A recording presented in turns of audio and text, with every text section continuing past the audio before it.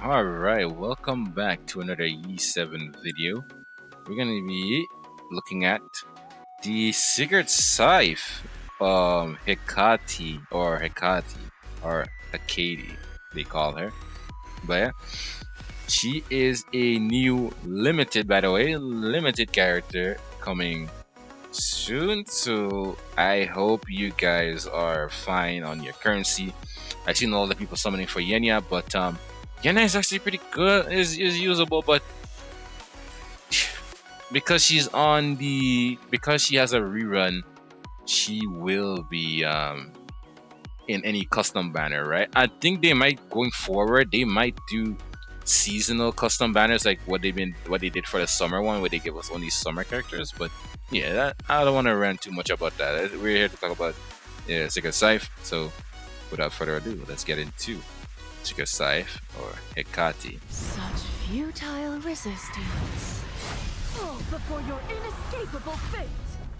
Okay, so starting with the skill 2 passive, Death's Dominion. Okay, enemy heroes cannot revive and cannot be granted immortality.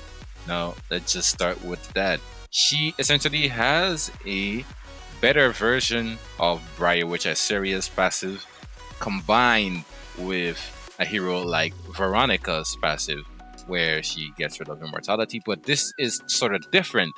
This states that they cannot gain any immortality. So something that's easy to understand. BBK, she's not gonna get the immortality at the start of the battle, and she's not gonna get the extra immortality from her EE, right? Something like a Miki, she's not gonna get that immortality, right? That's gonna make her give her the ability to reset her skill 3, all right? To reset her not skill 3, but to get the extra turn after she skill 3s, right? She's not gonna be able to get that. And reset the skill 2. Things like Lady of the Scales, whoever is in the front row, a lot of people put like BBK in the front on their defenses. They put a Miki, they put things like Elvira. They're not going to be able to get any immortality at all, so they're just going to die when they get hit, right? They're just going to die.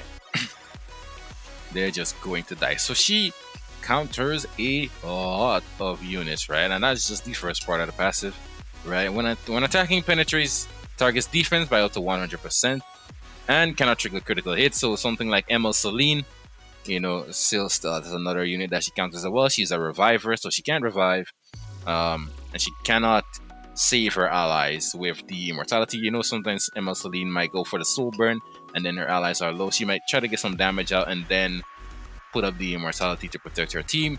She cannot go for that, and since we can't crit, that means we can hit her a bunch of times with Hecate, and she can't counter us, right?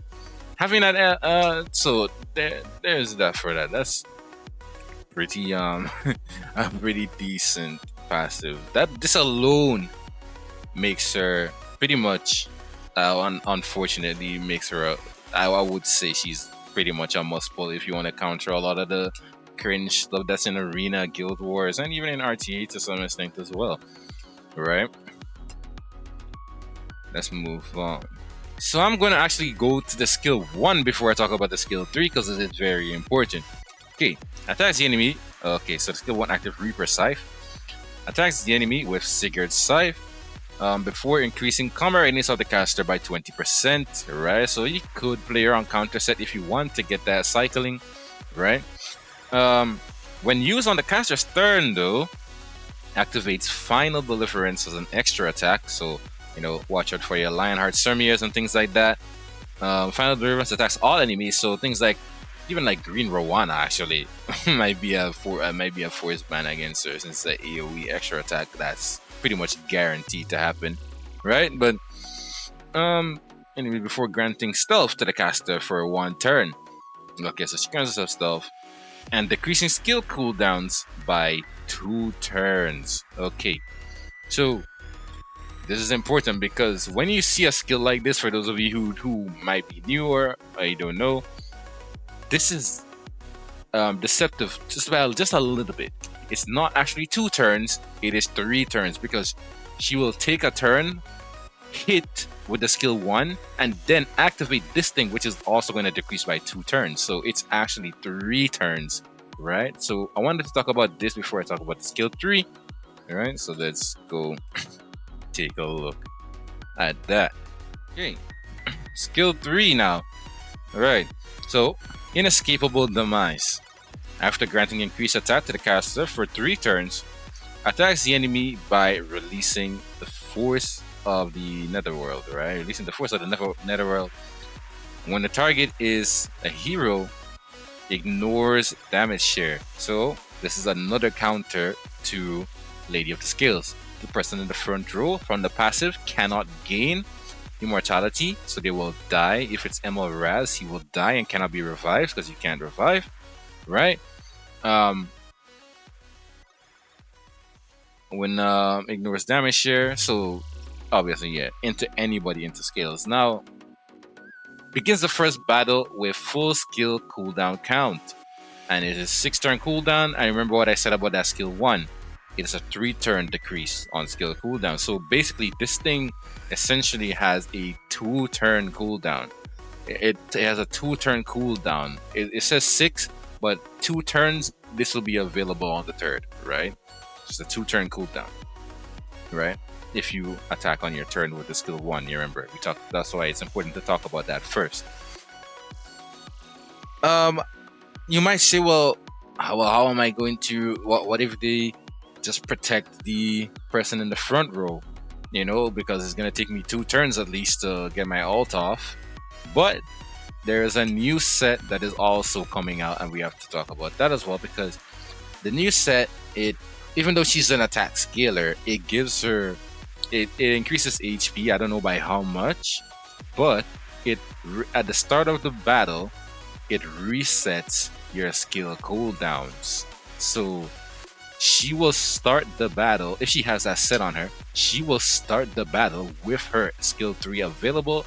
Then you can use something like an Aram, or something like that if you're doing it in like Guild War and Arena. You can do something like an Aram to push her back up, reset her again, and go for another nuke into somebody else. And you can soul burn for 10 souls right there to give yourself greater attack buff instead to compensate for, the stats maybe lost from that new set if you choose to run it, right? So there's that. So there's that. Right, so all in all, I think this unit is going to be a must pull. I am struggling with currency, and it's because we have had, and that's probably something for another video, man, but we have had so many limiteds this year, man. Like, and not like even reruns too. Like I think most of the units that we got this year were limiteds, right? So and even when it comes to new ones, right? I'm excluding just Rift characters. I mean, Fene is different because he's good everywhere, but excluding Robin and Fene, we got almost no regular RGBs, all right? So, and obviously we just had Saria. But yeah, that's a rant for another day. Let me go talk about the artifact and let's get out of here. And this is, by the way, a limited A unit. Alright, so the artifact, Tome of Life's End. Okay. When attacking, if a non-critical hit is made, increases damage dealt by 10% and deals additional damage proportional to the character's attack to the target. So this one is I don't know if the extra attack might be less. We don't know, but it is better or more free to play, I would say, friendly version even of what's the artifact? Uberius Tooth, right? Because Uberius Tooth has a chance to proc. This one you just maxing it to get more attack, but the extra attack proc is guaranteed, it seems like, right? So it's a better version of Uberius Tooth. So yeah, pretty nice. I'll say you should also get a copy of this if you want to get one copy and then slowly bottle it over time. That's up to you. Or you want to get multiple copies, you can try your luck. But yeah, that is Hecate or Hecate, Secret Scythe. Hopefully I can grab her. This is a very important unit if you play PvP. Yeah, let me know your thoughts, and I'll see you guys in the next one.